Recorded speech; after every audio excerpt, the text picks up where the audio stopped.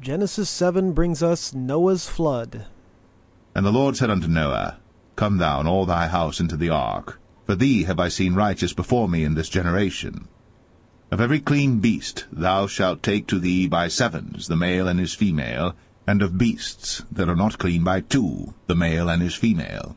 Of fowls also of the air by sevens, the male and the female, to keep seed alive upon the face of all the earth.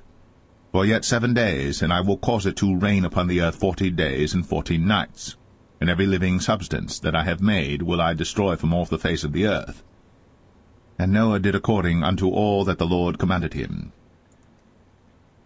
These 5 verses were commanded 7 days before the flood started. Noah was told to get everybody in the ark and that the rain would last 40 days and nights. The Lord said, "Come into the ark." That means the Lord was in the ark too. Noah was considered righteous because he believed the Lord and obeyed his commands. This is all he asks of us too.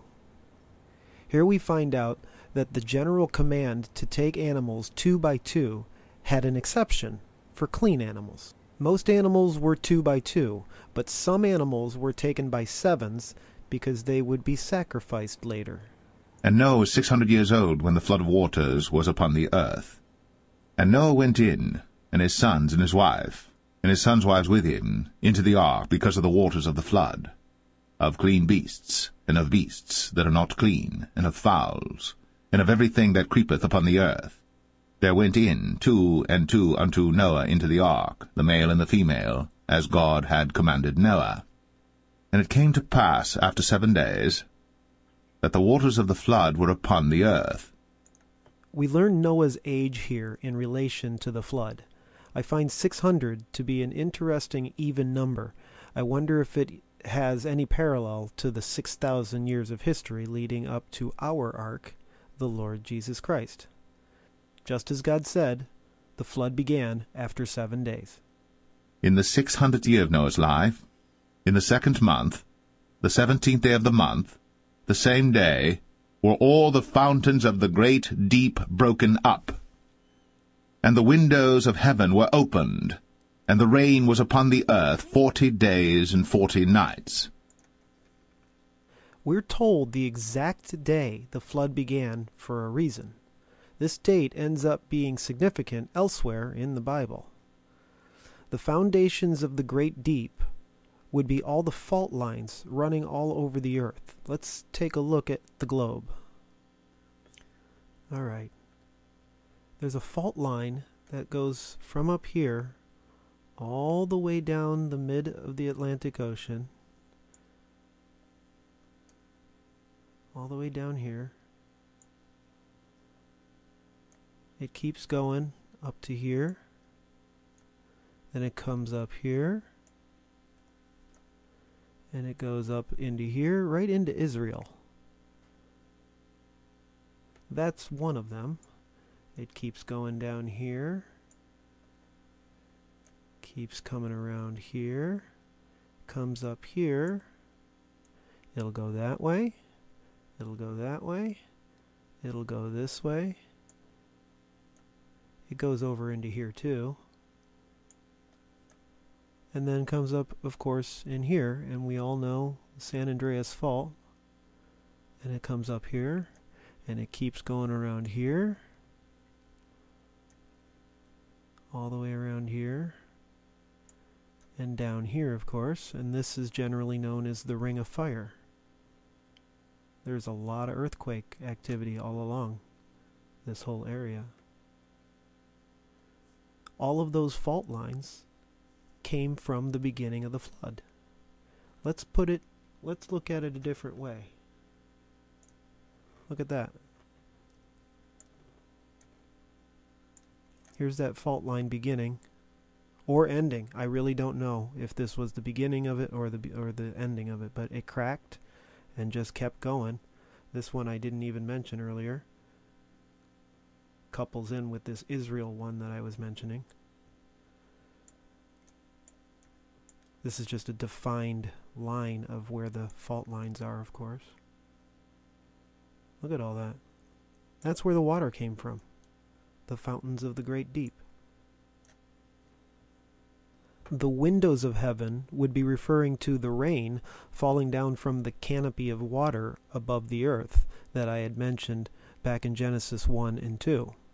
Losing this canopy is what changed the Earth's atmosphere so drastically that lifespans of everything dropped. Hovind's second seminar video, called The Garden of Eden, explains this in great detail.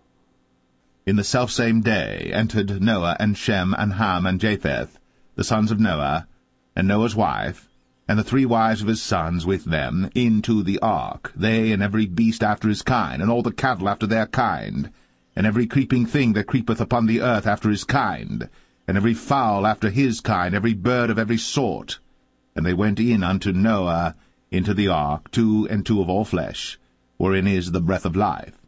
And they that went in male and female of all flesh, as God had commanded him, and the Lord shut him in.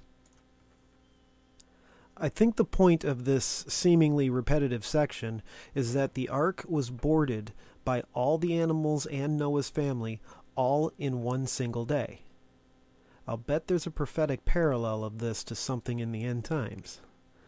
Notice it was the Lord that shut him in. He saves us. We don't save ourselves. And the flood was 40 days upon the earth, and the waters increased and bare up the ark, and it was lift up above the earth. And the waters prevailed, and were increased greatly upon the earth, and the ark went upon the face of the waters. And the waters prevailed exceedingly upon the earth, and all the high hills that were under the whole heaven were covered. 15 cubits upward did the waters prevail, and the mountains were covered. Sure sounds like a global flood to me. The water was a minimum of 45 feet deep. The high hills and the mountains were covered. You cannot read this literally and believe this was just a little local flood. I think the world at this point probably pretty much looked like this. All flesh died that moved upon the earth, both of fowl, and of cattle, and of beast, and of every creeping thing that creepeth upon the earth, and every man, all in whose nostrils was the breath of life, of all that was in the dry land, died. And every living substance was destroyed which was upon the face of the ground, both man, and cattle, and the creeping things, and the fowl of the heaven, and they were destroyed from the earth. And Noah only remained alive, and they that were with him in the ark. We don't know how long it took for the waters to rise high enough to kill everything. I can only imagine that people and animals battled each other for high ground, trying to run from the floodwaters for days or even weeks before it just got too deep everywhere. It almost sounds as terrifying as hell. I wonder if there's a parallel. And the waters prevailed upon the earth 150 days. For 5 months, the earth looked like this. Noah and his family floated a long time in the ark waiting for God to rescue them. In the next chapter, I will get into the expanding earth theory most of you have never even heard of, to explain where the floodwaters went and how Noah's ark landed in a mountain range.